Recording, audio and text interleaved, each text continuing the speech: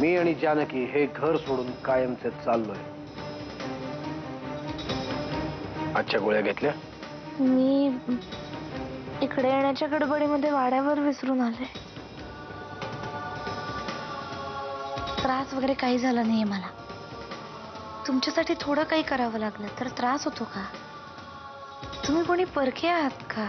मग आता तुला आणि आपल्या बाळाला कसलाही त्रास होणार नाही ही जबाबदारी माझी. माझं नशीब मला नक्की कुठे घेऊन चाललंय.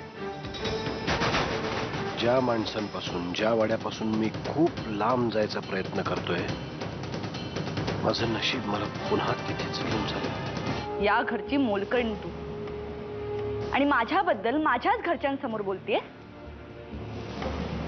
आत्याबाई आहो तुम्ही तरी काही बोला. ते बाभळीचं झाड तूच खत पाणी घालून वाढवलंयस. वेळोवेळी त्याला अंजारलंस गोंजारलंस. आता हे झाड मोठं झालं त्यात रागरंग दाखवायला लागलं. बाभळीचे काटे टोचणारच ना. आमचा आता कुठल्याही किल्लेदाराशी काहीही संबंध नाही आणि घरातून हाकलून दिलेल्या माणसांची एवढी काळजी करण्याची गरज नाहीये कृष्णाबाई.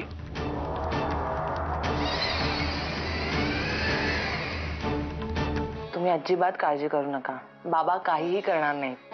हे काही करणार नाहीत ग, पण तिकडे कोणी यांना काही बोलायला नको. आता हिल्या काकूच जर त्यांना काय बोलली ना तर मात्र तिचं काही खरं नाही. जाऊ बापू आले. ही औषधं सुभानराव लगेच जानकीला द्या. वय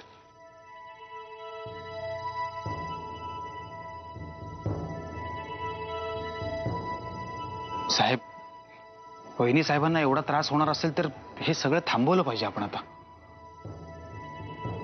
बरोबर बोलताय तुम्ही वाकनेस. आपण उद्याच सकाळी हे सगळं सोडून जाऊया मुंबईला. ज्याच्या खानदानाचा काही पत्ताच नाही त्याच्याकडून दुसरी काय अपेक्षा करणार. दादा असं काहीतरी वागेल असं मला स्वप्नातही वाटलं नव्हतं. खरं तर आत्याबाईंनी आता एक गोष्ट लक्षात घेतली पाहिजे. शेवटी रक्ताचं नातं ते रक्ताचं नातं.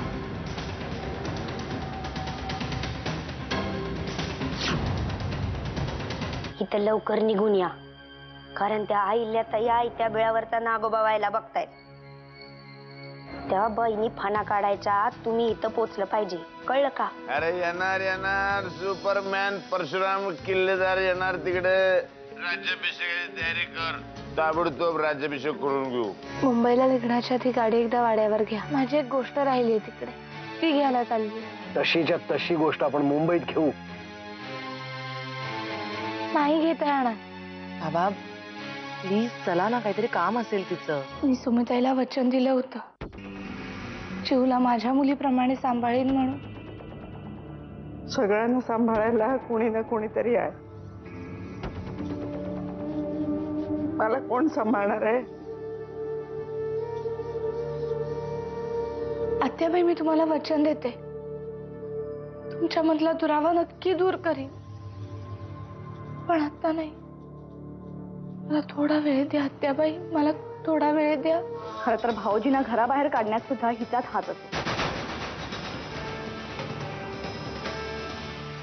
घरात तणावाचं वातावरण निर्माण करायचं, रडारड करायची आणि मग स्वतःचे लाड करून घ्यायचे. हे असलं काही बोलताना काही वाटत नाही का तुला? आत्याबाई, मला नाही, हे सगळं करताना हिला काहीतरी वाटतं पाहिजे. आत्ता सुद्धा ही चिवला घ्यायला नाही आली, आपण कसे आदर्श सून आहोत हे दाखवायला आली.